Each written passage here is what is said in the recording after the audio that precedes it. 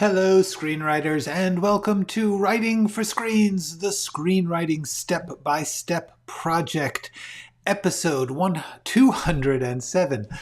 My name is Glenn Gers, and I come to you every afternoon, if I can make it, Monday through Friday, at 3 p.m. Pacific Standard Time Zone, to let you look over my shoulder and share my screen as I write a script. And I do this in order to demystify the process of writing a script. There are lots of great teachers talking about how to write a great script, or the fundamentals of script writing, or the classic paradigms, but very few talk about the process of getting it written. The ideas that you have in your head turning into an outline, turning into a rough, messy draft, turning into a rewritten draft, and a rewritten draft, and a rewritten draft.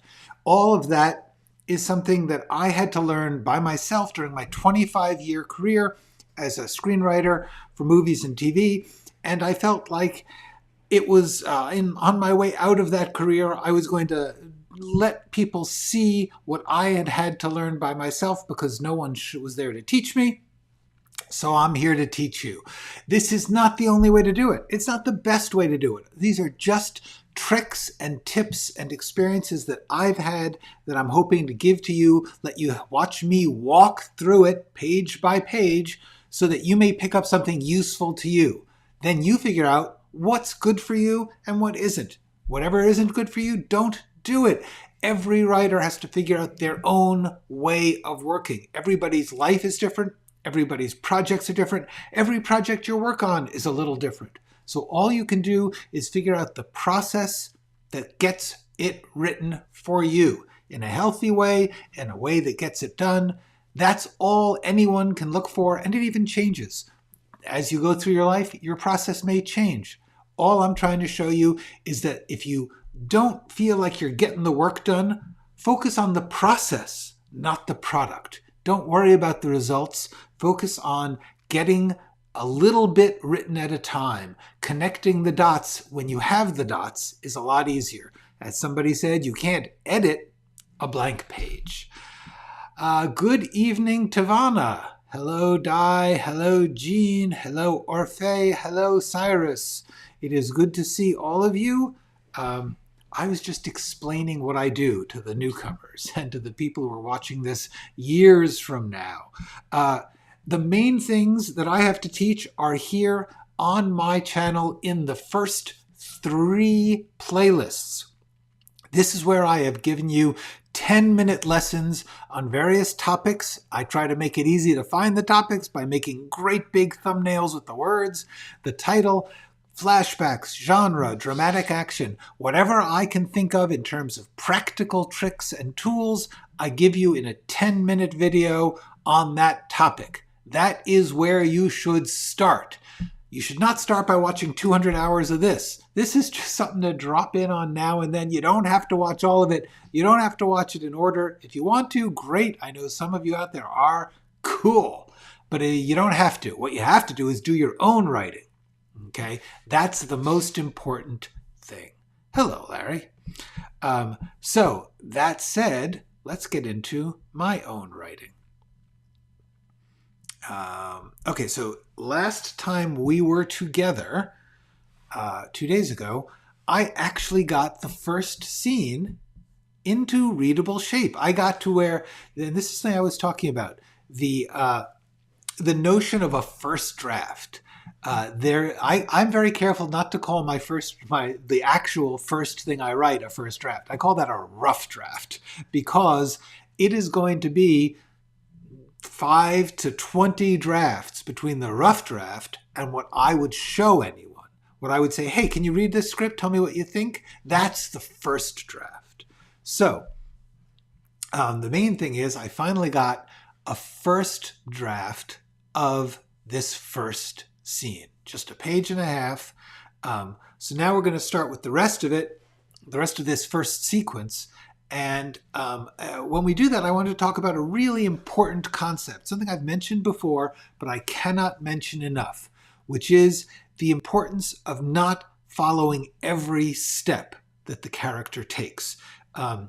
one of the most important things you learn about screenwriting, and really any kind of writing, but especially about writing for the screen where you have so little time and the conventions are now so fast moving, you can't show every step. Like, I'm about to do a sequence where this guy goes to his kitchen, makes himself a snack, comes back, eats it, and dies. Now, the tempting thing is to show each of those steps. But that is never, almost never, how you write a script. Hi, Thumper. The key art to screenwriting is A, thinking in scenes, but second of all, knowing that you can skip things. And the easiest way I can say to learn this is start to watch things you are enjoying. Take a step back and watch how much they cut, how much they skip, and they even do it to the visuals to the point that someone will be entering a room or leaving a room, and they will somehow jump that person across the room. They will not show that person walking all the way to the door and going out. They will try and find ways to jump it, to cut from the person entering the room to the person getting their sandwich by not showing them walk to the refrigerator, open the refrigerator, and take out the sandwich. They'll show somebody walk into the room, and then they'll show them put down the plate with the sandwich, and we will say, they got a sandwich. That is a crucial skill to learn, because the important thing you're getting there is, what is this really about? What is the one thing here I am trying to get the audience to see, to understand, to know? If you show every step, they're like, why am I watching every step? They're no longer able to focus on the key story element. So to make this less abstract, let's look at this. It begins when George opens up his garage door, revealing that his podcast studio is actually his garage. So now I need to find a way to say that this shabby garage is part of a shabby yard to a shabby house. And one of the things that's not a bad idea is, before you start writing it, because you'll write every step if you have not thought about this, is to think, what is the key thing? What is the thing that I need to do? The exterior, I just need to show that the garage is part of this shabby yard and house. Then when he gets into the kitchen,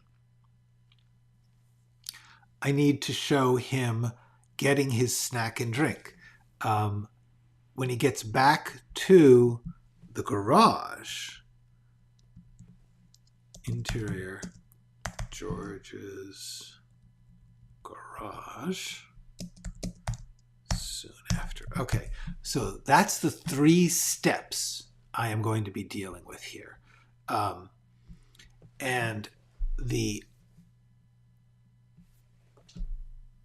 thing I want to do is say, how can I make this move? How can I make this focused on the things, excuse me, that the audience is going to be eager to try and put together to understand the story? Because right now, they don't know what this story is about, right?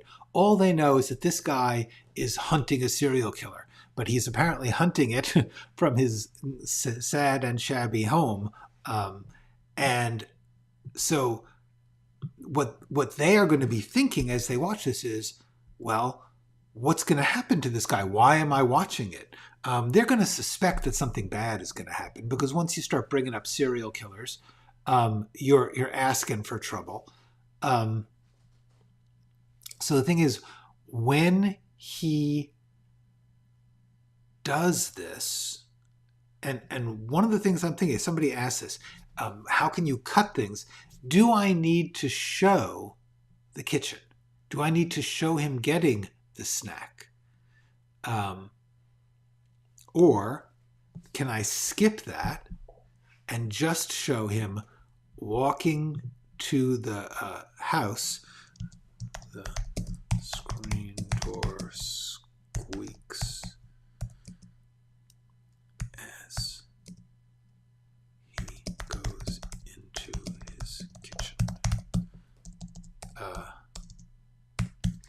Hi, Matthew. Hello, Rachel. We are trying to figure out how to show the process by which we get from George making his podcast to George dying. And there's several steps there. And the thing I'm trying to show here is the most important skill you can learn is how many steps can I skip and how can I skip them?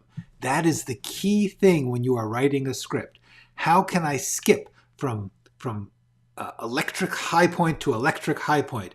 Because that's the level at which screen stories now work. Old stuff, they would often show somebody coming in and walking putting down their coat. It was slower. The pace was slower. Nowadays, it moves fast. So,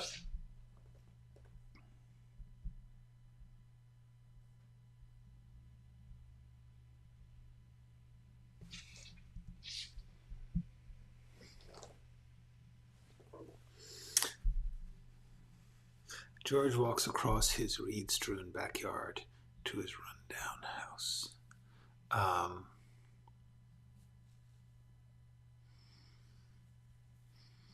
I really just need this one sentence.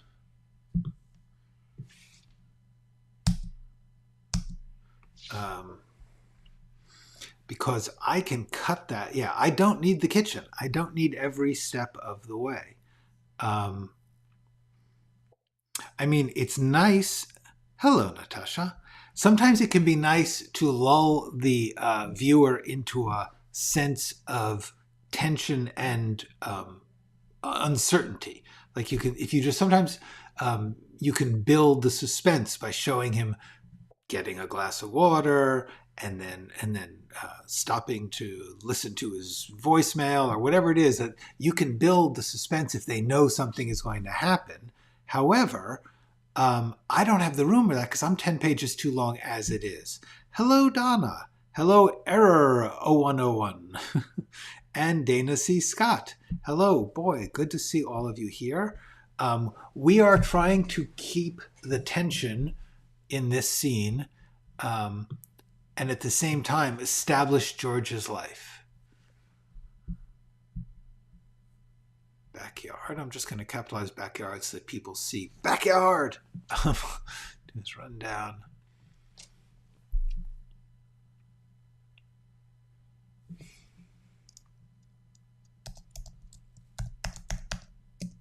Oh, is it a two-story? Run door down, clapboard. Yeah.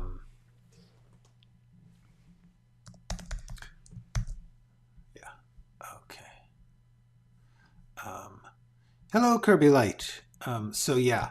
So what I need to do is just get this information. Screen doors, rusty hinges, squeak as you go.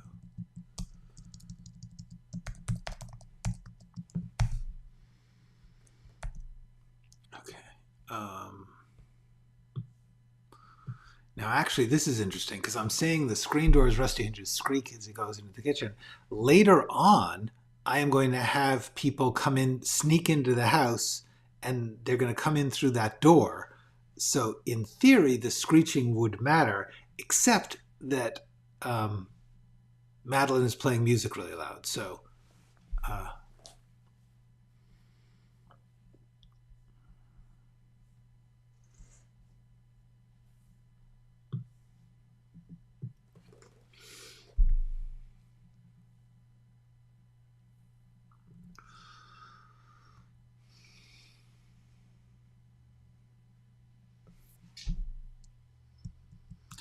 in theory, I could just do this.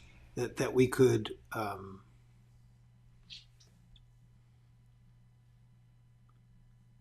Like I have this picture in my mind, but the truth is,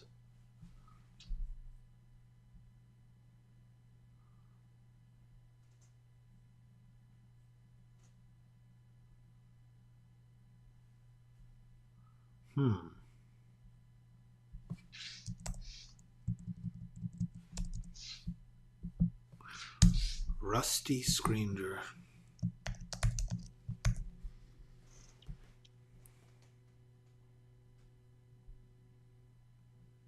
Yeah, I mean, what I'm looking for here is a detail that suggests the decay of George's life, the crappiness. So I think weed-strewn backyard, rundown house, hinges screech. That's 3 items of crappiness. The only question is, it would be nice to say that it's in rural Western Pennsylvania.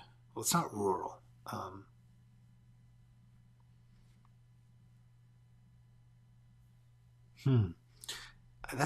It's possible to just, I mean, I'm going to get to it later.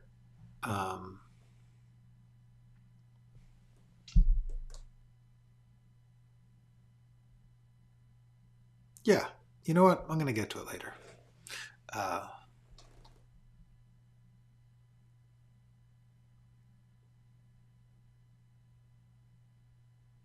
So now the next question is, what is it that George is eating? Could just be a sandwich. Didn't he die?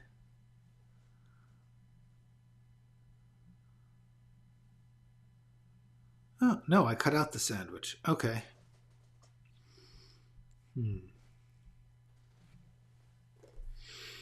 All right. For the sake, here's what I'm wrestling with, and this is you're not going to run into this problem. I mean, you might in another sense, but the specific problem of the sandwich problem is, in another script I wrote, there was a sequence in which a YouTuber actually makes himself a sandwich, brings it to his desk to do his work, and the sandwich oozes poison. It turns out to be a nightmare he's having. But I kind of feel like, damn, I'm doing the exact same scene over again. On the other hand, like I said, this isn't getting made, and it's not bad. I'm trying to think of, is there anything else? The food has to be something. Yes, exactly. Product placement. That's what I was going to say. Is the food has to be something that could be poisoned. So you don't want it to be like a sealed can of soda or something, because that's very elaborate.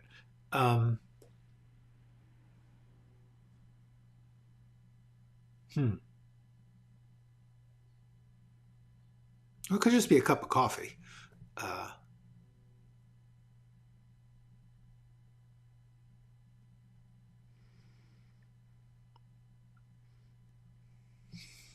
Okay, now I'm going to do something I tend not to say. I tend to say don't do, which is, I want to go from this wide, see, this is a wide shot. There's just no way around.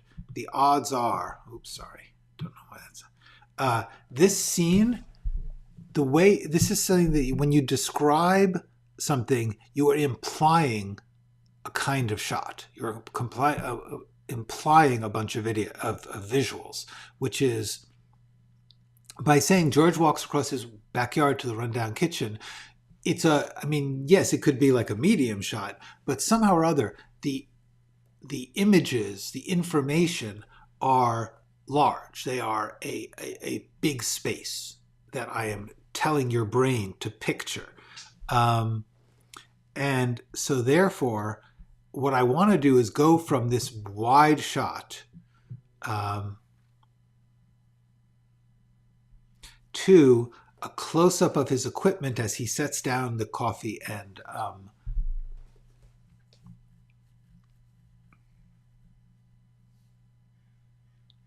so I'm going to say close on.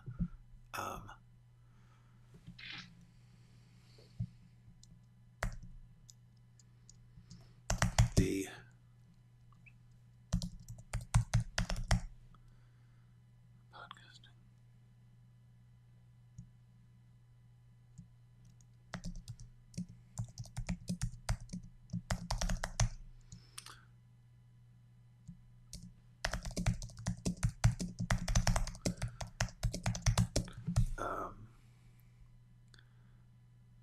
I wouldn't say it is an issue with the drink, because here's the thing.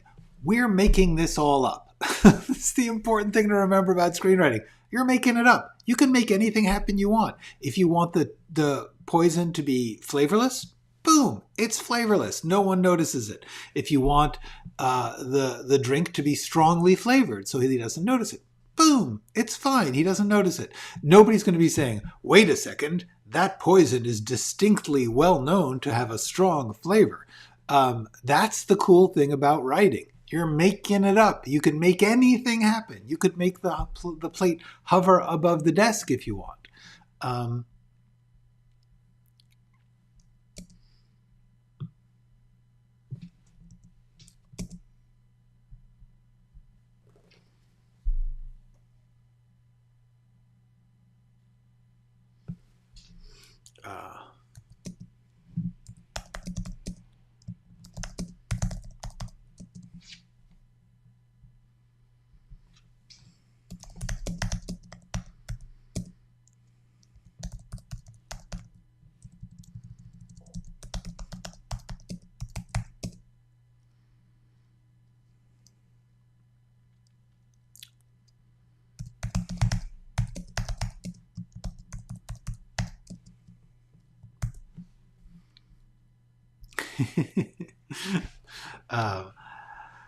Okay, so George sets a mug of coffee, not hot coffee. Screw it.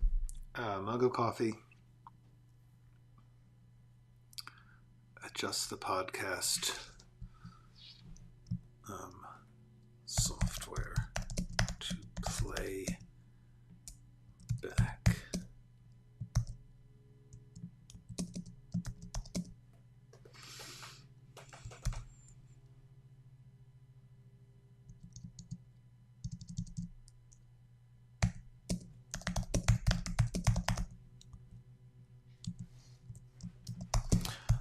Okay.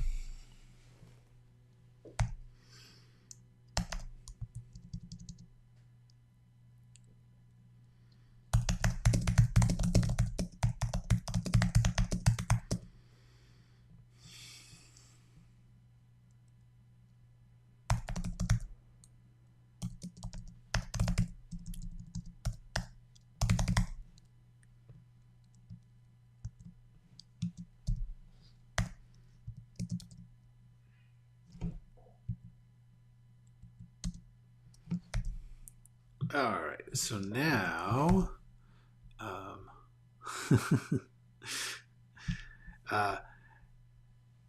the interesting thing about stuff like that, details about that, like that, is that you'll get into that in meetings with producers and directors and everybody. Everyone has opinions on this. Everyone sees everything differently, and everyone will think, well, isn't it this or isn't it that? And the answer is sometimes, that's legitimate. Isn't it isn't it weird that the poison is flavorless? The answer is, it depends on what story you're telling. That's it. What's fascinating is in these meetings, people are absolutely convinced that the thing that they see as important is simply evident to everyone as the important thing. So one of the things you have to get used to is listening to and understanding and communicating with people who are just saying, well, nobody's going to believe that the poison wouldn't be detectable. And you'll be like, well, why wouldn't they believe that? But it honestly then depends on the power dynamics of who's talking. In other words, if the director says, I don't believe that the poison wouldn't leave a trace, then, okay, we have to make a something that explains why he's not noticing it. That is just, it's part of the business, it's part of the process, is that you'll be amazed at how different people will prioritize different things.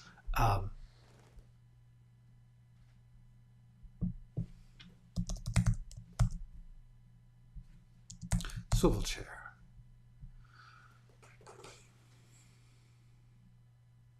Now, here's the thing. I have now used up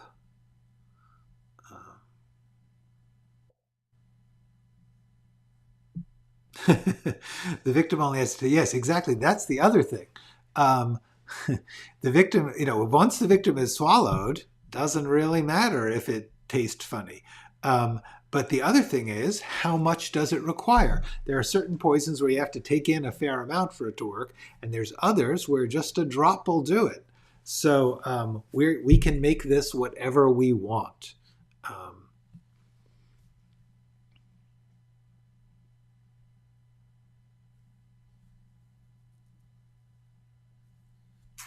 So what I'm thinking now is, what is he listening to? I actually covered the important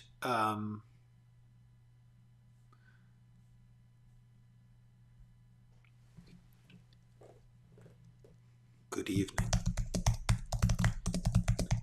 Welcome to name of podcast.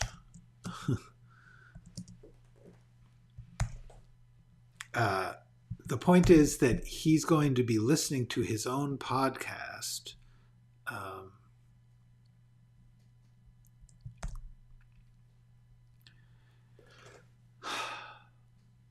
Cracking. How much do I want to overuse crime crackers? Because I don't think he can use crime crackers. It's another group. He's got his own. Catching the chemistry set killer. Catching the chemistry set killer. Or let's think about other cool titles. Dark chemistry.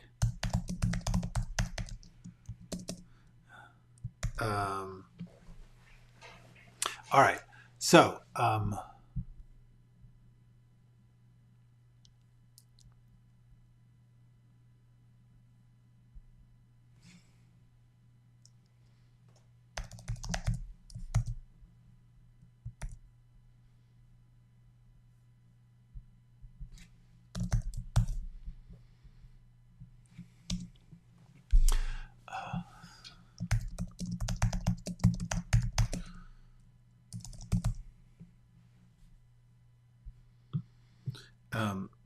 so a lot of podcasts will begin with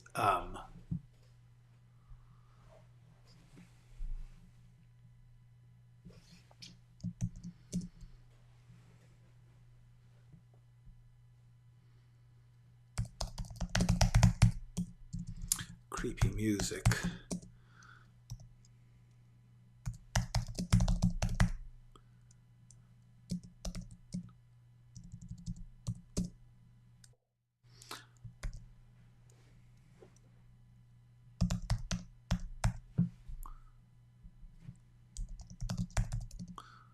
Boiling and pouring.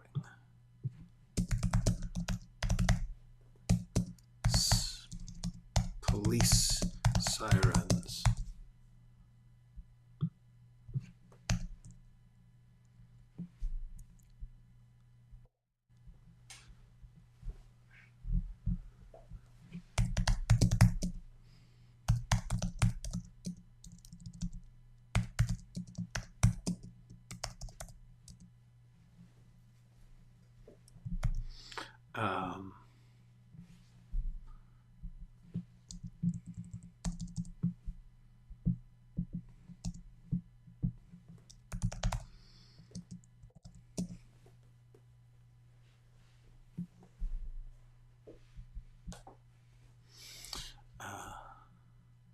There is an undetectable poison. And this, yes. So that's the other thing, is how fast does it work? One of the things that I'm actually going to take this down, because I believe that we should not encourage people to poison. We should not point them to undetectable poisons.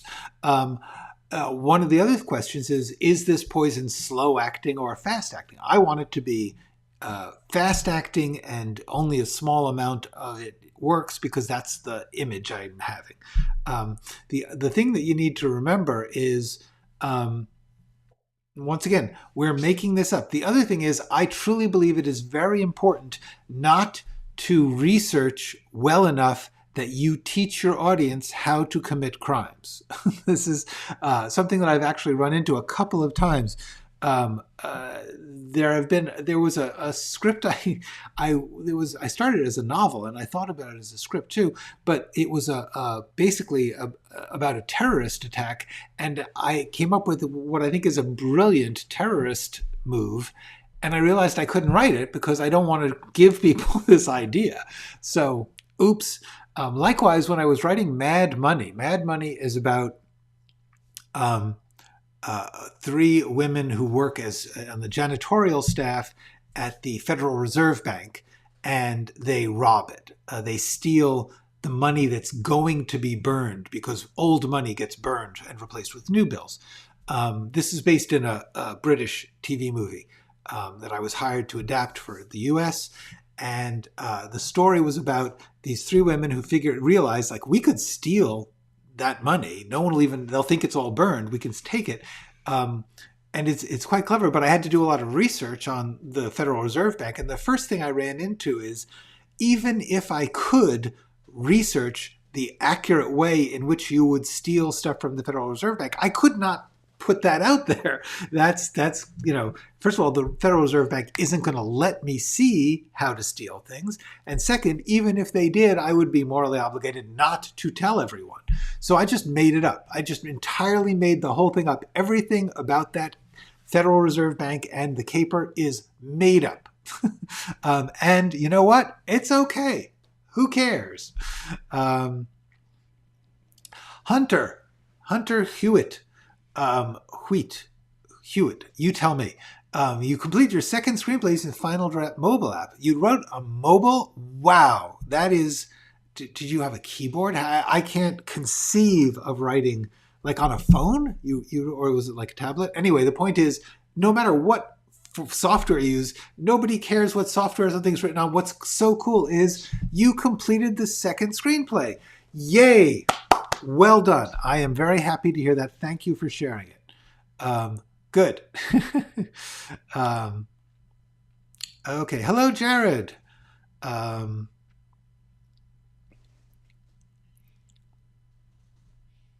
Yes, true crime is a really cool thing, but once again, I do think we have a by zine, drop by drop.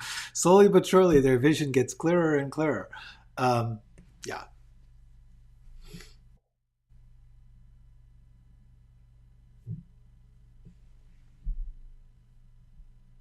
Okay.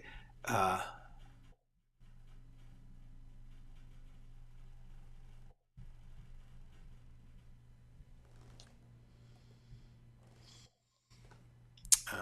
boom, boom, boom. Text to speech. Yeah, speech to text. Yeah, I got you. Yeah, if you can do that, that's cool too. Um, yes, Mad Money with Queen Latifah, Diane Keaton, Katie Holmes, Adam Rothenberg, Ted Danson. Some fabulous people were in that, and they were all really nice to me. Okay. Yes, congratulations, Hunter. He's an iPad with Bluetooth. Yes, that is great. Good for you. This is really important. Everyone, remember, use the software and hardware that is good for you.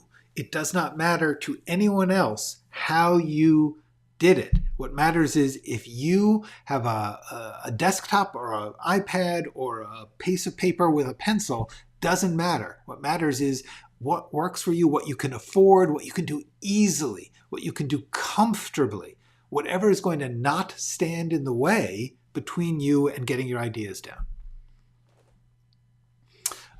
Okay, so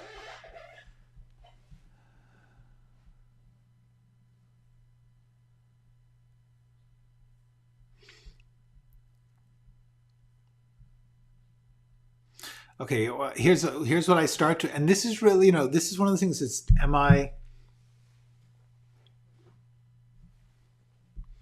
now here's the question, and I've said this before. Do I need that?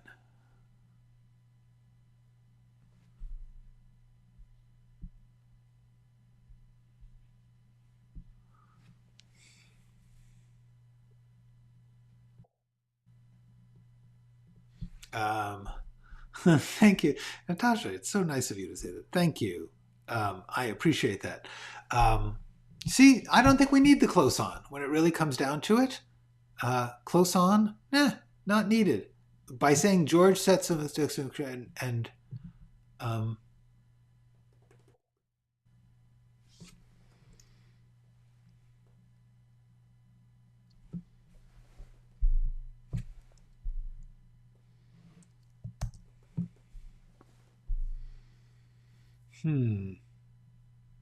what I'm looking here is the least words.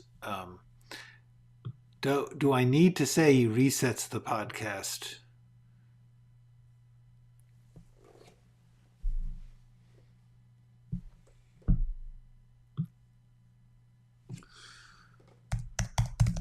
Bowl of soup.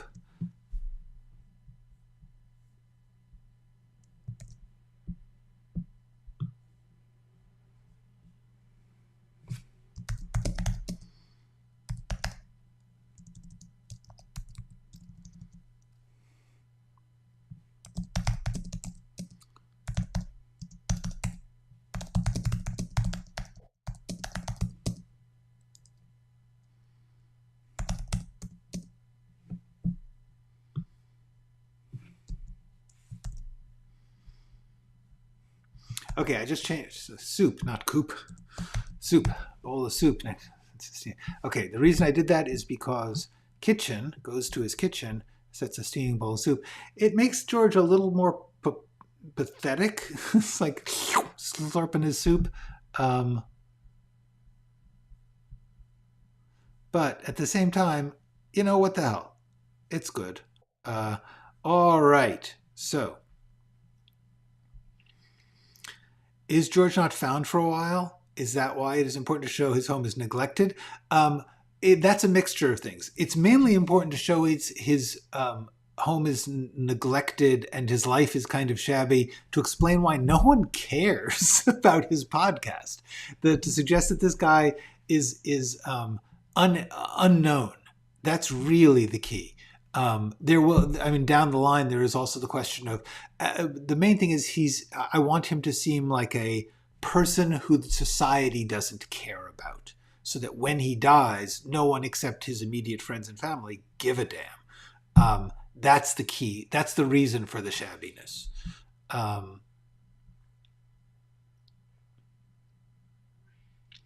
Why Final Draft, the most expensive screener software, when you can have other softwares such as Celtic Expanded? That is a good question. I have often said, and I will say this again, you do not need expensive software to write a movie or a script or anything. You just need, literally, you can write it with a pen and a notebook. But if you want to write it on a computer, there is lots of relatively free software. Sometimes you have to have their name on it or something, but especially if you're starting out as a screenwriter and you're not sure that you're going to invest your time and money into screenwriting, which takes a lot of time and some money, don't do it. Just practice writing first. You can use the cheaper software. If you get really into it, I was screenwriting for like 15 years before I got Final Draft. I was a professional screenwriter before I decided to spend the money on Final Draft. Anyway, on the other hand, Final Draft is great. It's terrific. There's YouTube. Yes, absolutely. All right. So,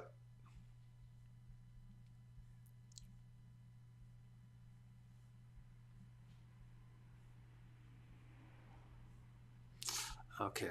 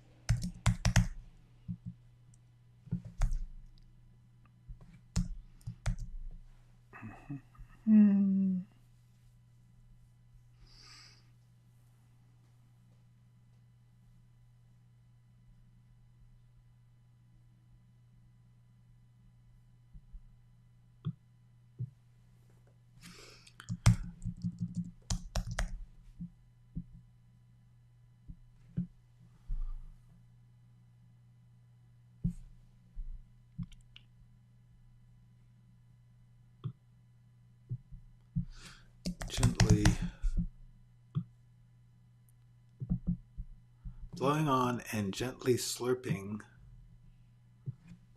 spoonfuls he listens to.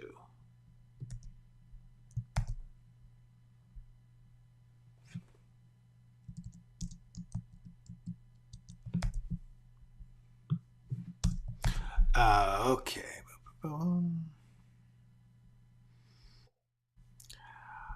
Oh, good night, Tavana. Thank you so much for dropping by. I'm really glad you did. I hope that you get some sleep and that all is well with you. Um, yeah. Once again, it's really important to remember different people use different software for different reasons, and the main thing is because a certain famous writer uses a certain software. Yeah, definitely, or check it out. They may have some skill enhancers that are great. It may, like Final Draft does a lot of things that make it move fast. I know other people who use Movie Magic. I know people who use Fade In. The main thing is it's not the software. The software does not make writing better. It can make it easier for you, and that's better. But the main thing is what's good for you. What can you afford? What can you use comfortably? What can you learn easily, or what's worth learning? These are the things about software. I have not used Trelby. Anyone who has, please tell Tea Princess.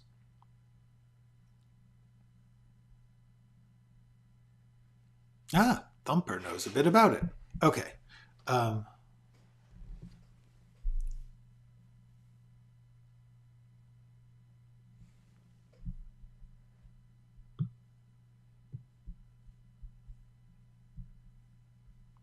So,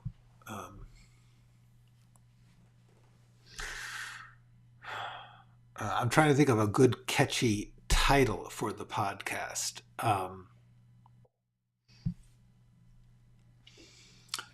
Let's see. We got like.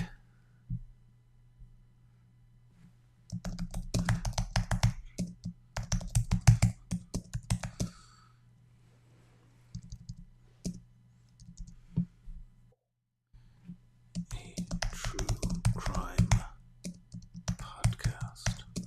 Hunting, catching.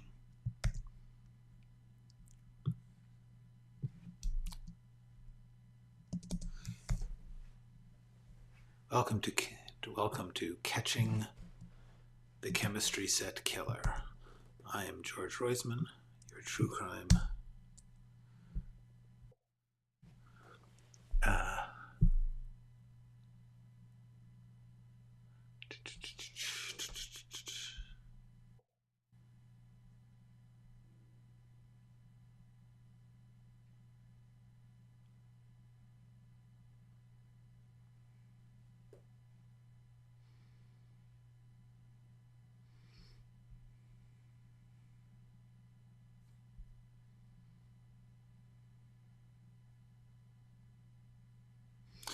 Okay, so good evening and welcome to Catching.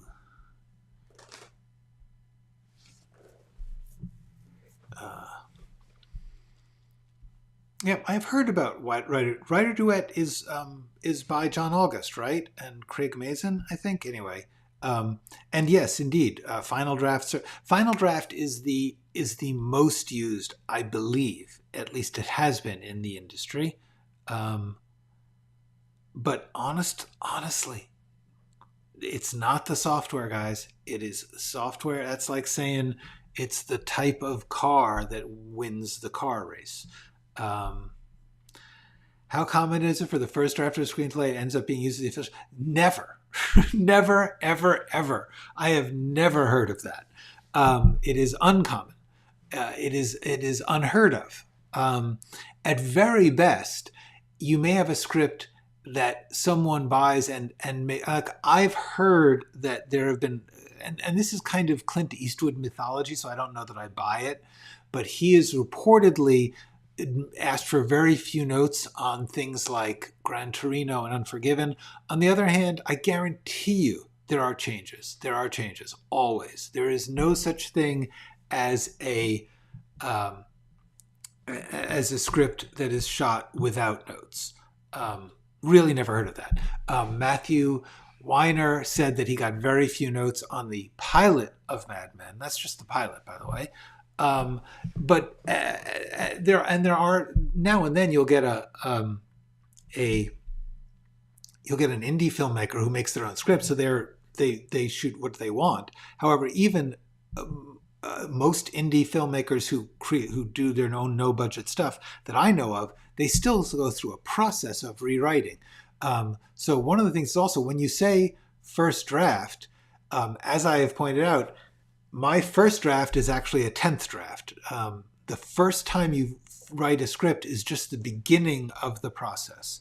That is one of the key things to learn about screenwriting, is how much it will change. It will change partly because of budget and production reality. It will change because producers and actors and other people have various needs.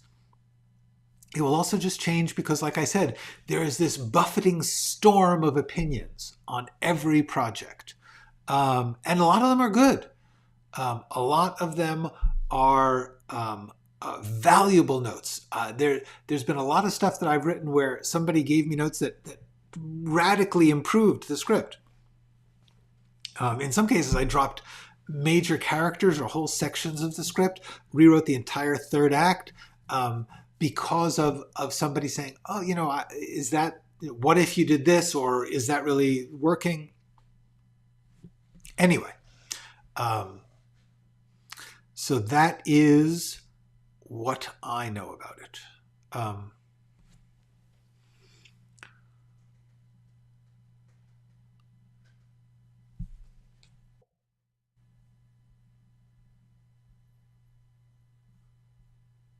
Can scripts be changed during production? Absolutely. Yeah. In fact, all scripts are changed during production. That is why they have those colors. Sometimes you'll see on the title page. By the way, if you are reading a script and it does not have a title page, if you are getting a script off the internet and it doesn't have a title page, be very suspicious. It is likely not a real script. Real scripts will have title pages, usually with a date on it, often with a production company name on it. And very often it will say like white revision, blue revision, etc., etc. Those mean that during production, after the script was put into the budgeting software, and so therefore the numbers, scene numbers were locked, they still made changes. So yes, scripts are indeed always changed during production because things happen. Stuff happens and they change. And the production needs to know that. Okay. What I'm trying to figure out here is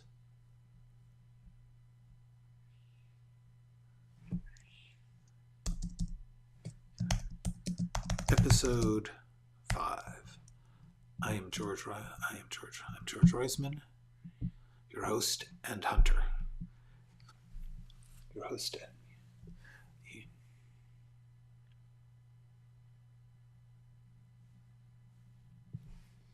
so this is where George talks about himself. I'm just sort of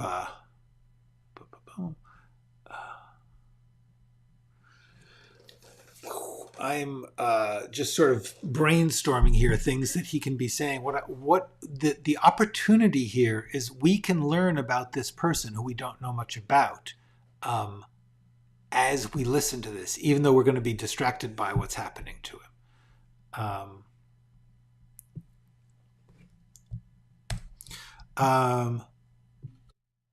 Should you worry? No, don't worry at all. Don't even think about it. Just write a script as well as you can and do it. I highly recommend, first of all, if you are interested in writing scripts, you should be going on the internet and reading as much and listening to, especially podcasts and interviews with filmmakers and screenwriters and TV writers.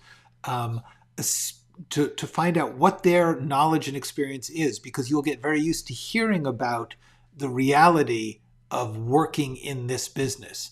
I urge you to check out Backstory, an online magazine and podcast, the Q&A with Jeff Goldsmith. They're both by this guy named Jeff Goldsmith. He has wonderful interviews where writers and filmmakers talk about their creative process. It is excellent. It is well worth the subscription money. I'm not kidding.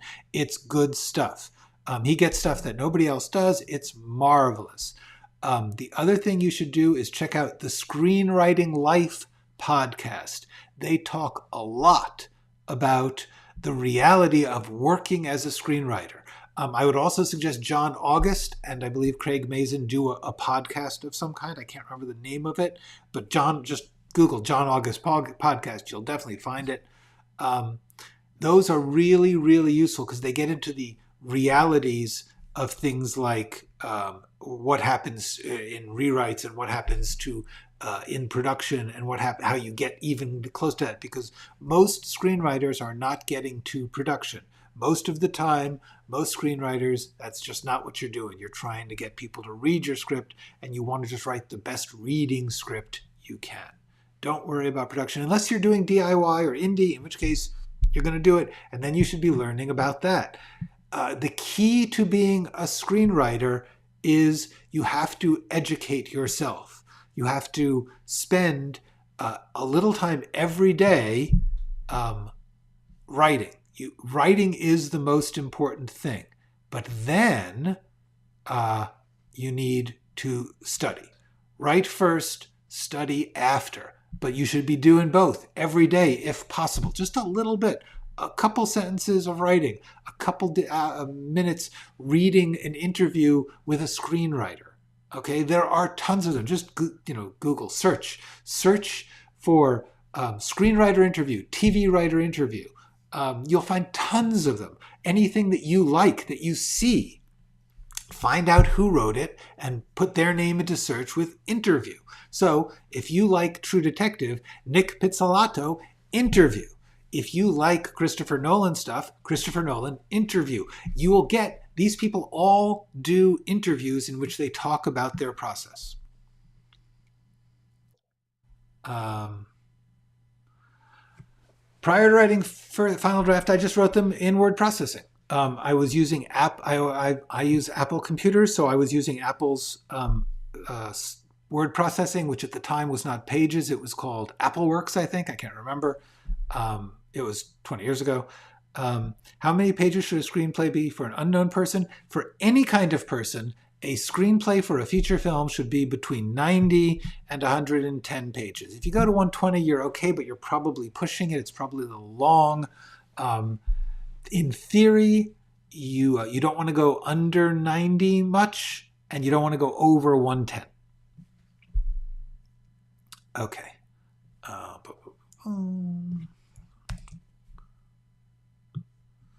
Okay. So what I'm thinking about here is, like I said, while we're watching George die, we are listening.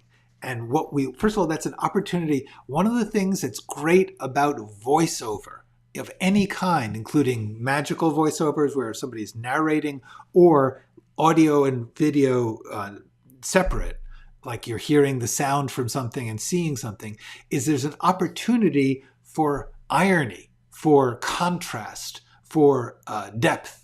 And so what we want to do is have whatever George is saying be informative and distinctly different from what we are seeing.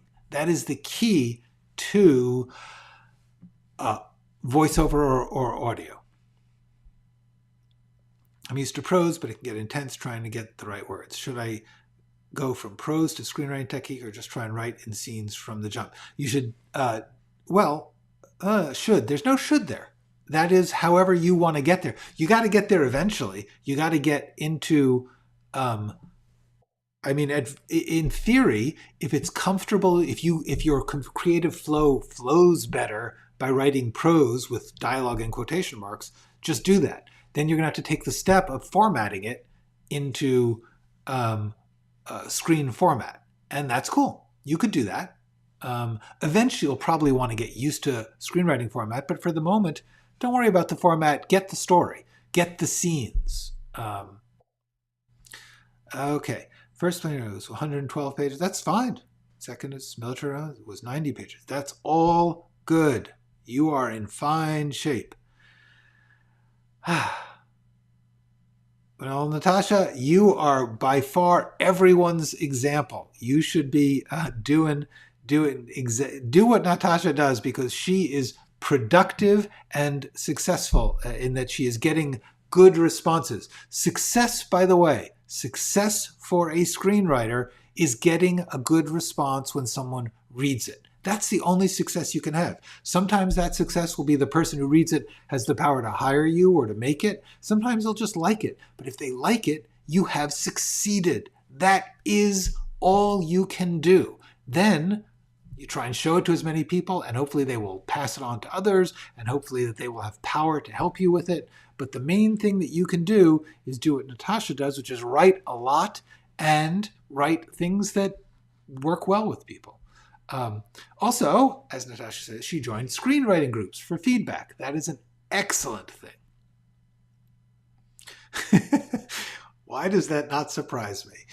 Tommy Wiseau's The Room. Not a single line is properly formatted. Yeah, I wouldn't. That would, I kind of admire it. It's not. I don't know that most of us can count on the success that The Room has had, considering its disastrousness. But that's kind of cool. For those of you who don't know, Tommy Wiseau's The Room is an independent film that he made by himself, basically. Like he wrote and directed it, starred in it, and it's terrible. It's so terrible that it became kind of legendary, like Plan 9 from Outer Space. Certain indie films are so bad they're good. They're kind of funny. Which then led to a movie about the making of The Room called The Disaster Artist, which is quite lovely, actually. Good. Keep doing it.